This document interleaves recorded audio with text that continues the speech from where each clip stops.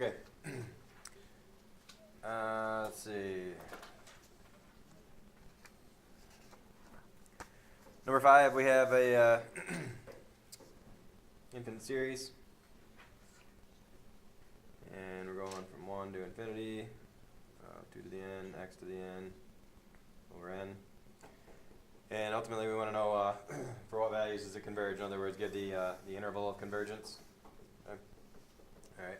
So again, keep in mind that when we have a x variable here, if we were to let n get big for any of these n's right here, the 2 to the n, just think of just this part right here. If I had 2 to the n over n, the 2 to the n would outgrow the n, obviously, by far. Okay? And then ultimately we have this x to the n. If this x was a number that was bigger than 1, ultimately this thing would grow without bounds, wouldn't it?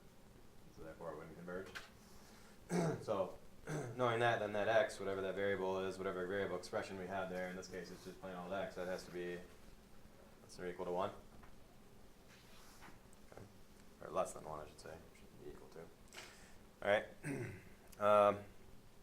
But keeping in mind, though, that when we look at these two together, when we have 2 to the n and x to the n, if we were to, we can see that none of these are going to be options if you look at the choices there.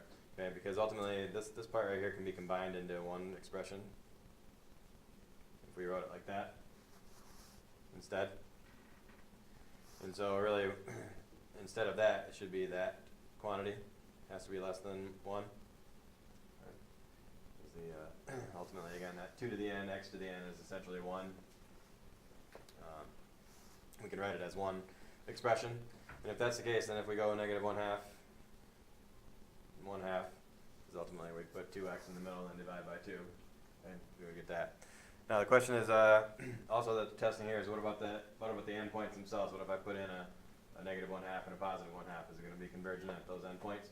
And so if I take my original here and I put in negative 1/2, I'm going to get negative 1 to the n over n. True? And so ultimately we need to recognize this as an alternating series. Okay. And let's see if it passes the alternating series test. So alternating series test would be, if I were to take the terms themselves without the alternating part, 1 over n, would those terms go to 0? Okay. So then it does pass the alternating series test.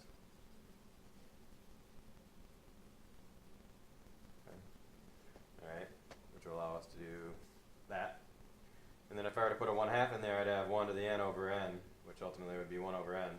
And what do I know about 1 over n? In the p series. And p here would be less than or equal to 1. And if p is less than or equal to 1, then this one what? So therefore it should have been like choice E. Yeah, with what I said. Good.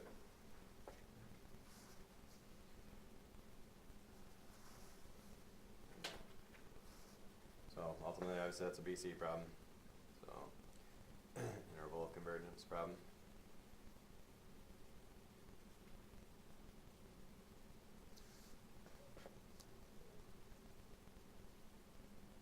Okay, what else? That's 1 through 5.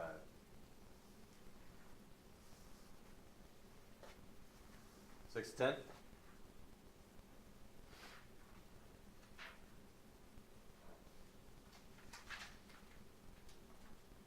Okay.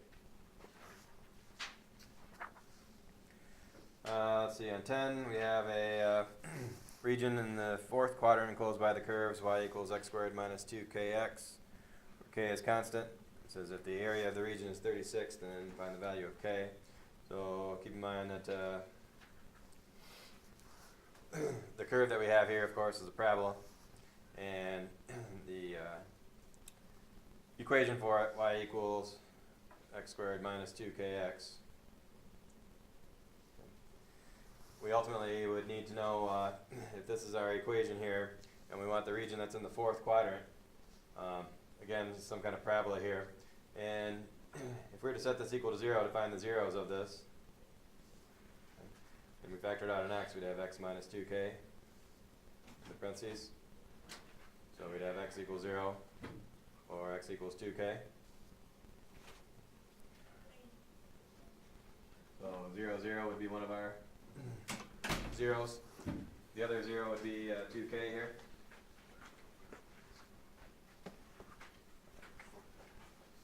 So 2k, wherever that may be, let's say it's right there just for argument's sake. Alright, now, and keep in mind the only thing that they told us is that k is a constant here, so keep that in mind also. Alright, so just for argument's sake, again to test to see if this would make sense for us here, if we were to put if we let k be 1 for instance, x squared minus 2x, we'd have 0 and 2 as our two zeros. True? Okay. Just for argument's sake, thinking about the other way, what if k was negative here? Because all it says is that k has to be a constant. True? So if k were a constant, and we put, say, a negative 1 in there, okay, could it be possible that negative 2 be a 0 over here? Sure. Okay. Keep in mind, though, that if it is of the form x squared minus 2kx, if it has an x in common, which it does, isn't 0 always going to have to be one of our zeros? And since it opens up, then there's really only two cases here. It could be over there, it could be over there, but bottom line is we're going to have the bottom half of the parabola beneath the x-axis, either way. Alright, so with that in mind, we know that the area in that fourth quadrant, which ultimately would be the area between the curve and the x-axis from 0 to 2k of x squared minus 2kx dx has to equal 36. Because they told us that area equaled 36, I believe, right?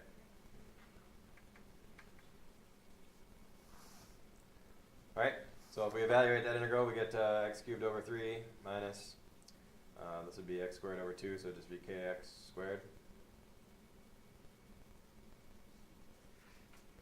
0 to 2k.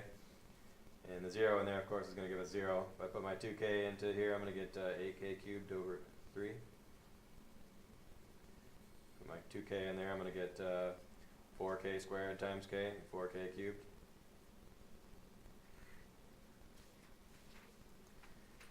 And ultimately, then the answer here, if I put those two together, this is going to be 12k cubed over 3. So it'll be negative 4k cubed over 3. If we multiply by 3 here, negative 4k cubed equals 108. And 108, 27. Okay, would be 3. Actually, this would be negative, so it would be negative 3.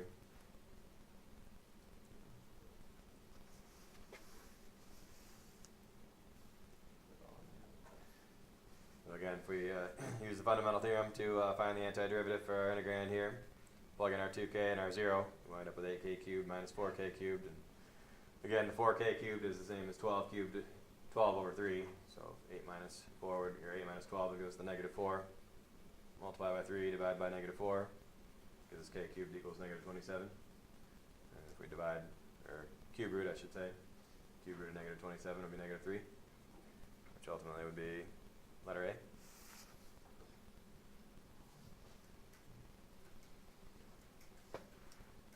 Alright, that ultimately would be an AB problem. Fundamental theorem of calculus application.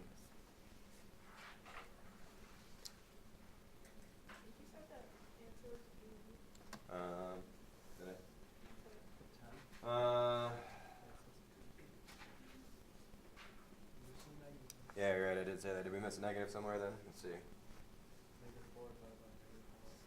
Negative. This is positive 36, I said, right? Oh, never mind. Yeah, this said fourth quadrant, keep in mind too, right? So it couldn't have been this other case. Never mind all that.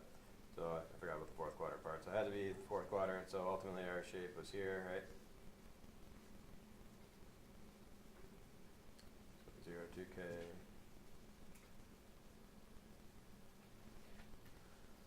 Let's see. Why are we getting a negative instead of positive?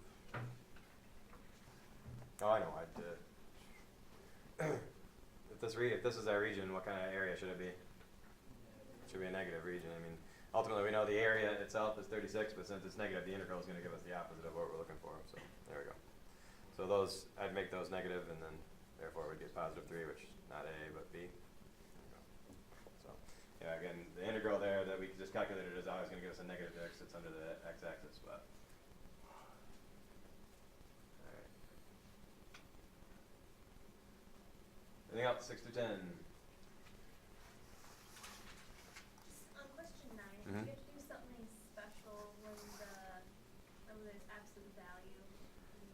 Just recognize that if you drew that, it would be a couple triangles. Oh, okay.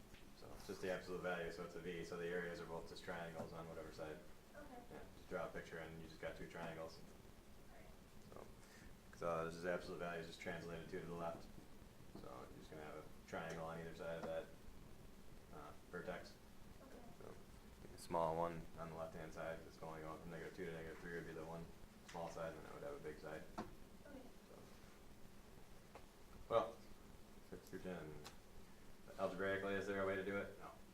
So we don't have an actual antiderivative for an absolute value function like that. Mhm. So this is where you use areas to do it. Okay. Anything else? 6 through 10. Okay. 8 says if we have 2x cosine 2x, and we want to know an antiderivative is what? So ultimately, if we got 2x cosine x, and we want to find the antiderivative for it, or in other words, integrate it. The issue is if we look at that as a known derivative, if it was 2 cosine 2x, then it wouldn't be that tricky, but it's got that 2x in there, so that means that we have a problem in terms of using just a known derivative. We could use substitution here, however, if we try to substitute this, our answer would be, our du would be 2 dx, not 2x dx. So that's not going to work. Alright, so we're going to recognize then that if none of that stuff works, we should recognize next that it's product, and that integration by parts is probably the way to go. So remember their integration by parts, if we let our u be one of them and our dv be the other. And keep in mind we always want to let something that is our u be something that's easily differentiable, because we need to come up with du next, which of course is 2 dx. And something easily anti-differentiable for dv because we need v. So going backwards from cosine 2x, we'd have 1/2 sine 2x. Find the antiderivative of cosine 2x. And then our setup for integration by parts is uv minus integral of v du.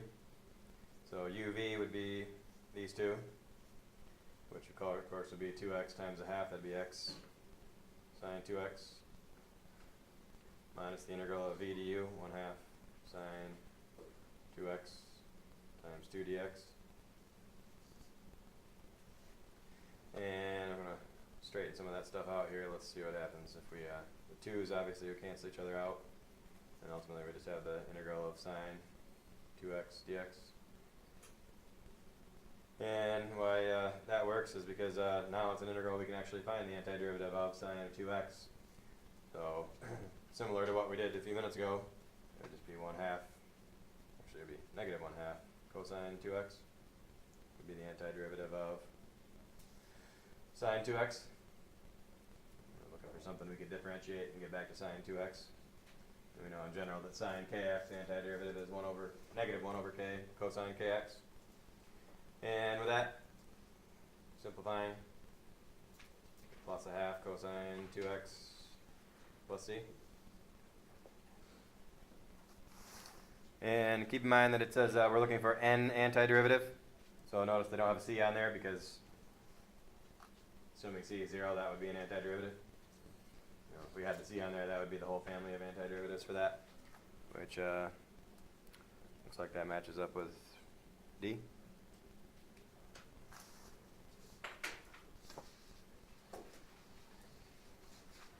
Anything else, 6 through 10? Keep in mind that's a BC problem because it's integration by parts, even though we all actually learned it in AB. BC topic. Last part, 11 to 14.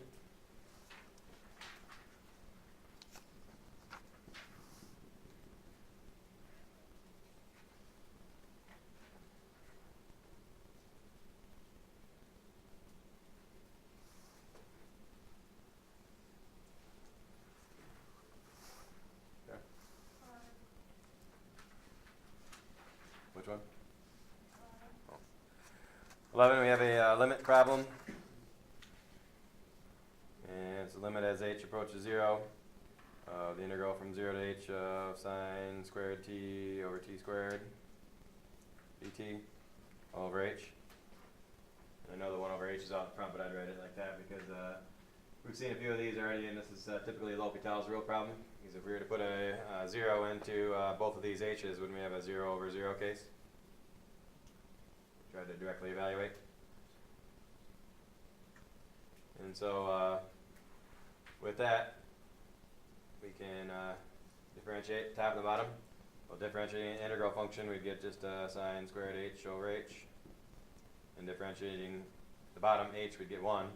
So now our sentence would read limit as h approaches 0 of this stuff.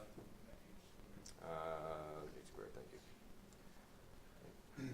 So again, the top derivative is just the integrand evaluated at the upper limit times the derivative of the upper limit. The derivative of the upper limit is 1 in this case. So it's just the integrand evaluated at the upper limit. And the derivative of the bottom is just h. Now what happens if we put 0 in there again? We still get 0 over 0. Which means we need to use L'Hopital's rule again. So if we find the derivative of the top, it'd be 2 sine h to the 1 times cosine h all over 2h. And we find, once again, it's still a 0 over 0 case. So if we use L'Hopital's rule yet again, we need to recognize that we have a product here on the top now.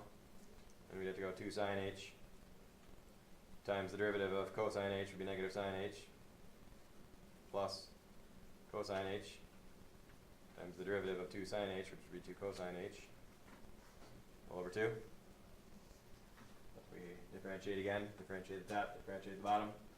And then plug in 0. These two would be zeros because sine of 0 is 0. These two would both be 1s, so this would be a 1 times 2. We get a 2 over 2, which ultimately would give us 1. So it should be letter C.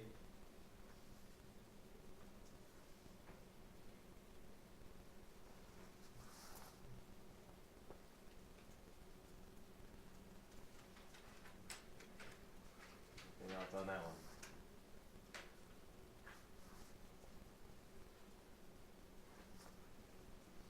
What else? 11 through 14.